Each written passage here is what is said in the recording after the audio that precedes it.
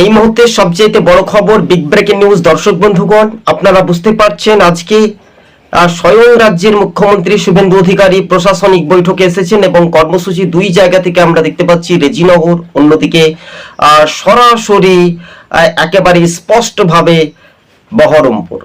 কিন্তু রেজিনগরের বিধানসভার উপনির্বাচন নিয়ে হুমায়ুন কবিরের গড়ে পদ্ম ফুটাবে বলে এমনটাই স্পষ্ট জানিয়ে দিয়েছেন। ফল তার প্রভাব, এমনটাই যদি তাই হয় তাহলে সেই সংখ্যালঘু ভোট কোন দিকে এগিয়ে যাবে। যারা বাবরি মসজিদের প্রসঙ্গে ভোটটা দিয়েছিলেন, তাহলে এই রাজনৈতিক সমীকরণ কি হতে পারে? একদিকে হুমায়ুন কবির, অন্যদিকে শুভেন্দু অধিকারী এবং তার মাঝেও দেখতে পাচ্ছি আমরা অধীর রঞ্জন চৌধুরীকে। তাদের বক্তব্য, শান্তি সুষ্ঠু পরিবেশে উপনির্বাচন হবে, তবে খেলাটা খেলবে কে?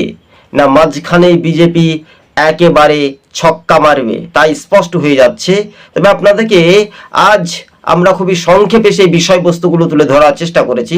সবুজবঙ্গ নিউজ চ্যানেলটি ভালো লাগলে শেয়ার করে পাশে থাকবেন। ধন্যবাদ।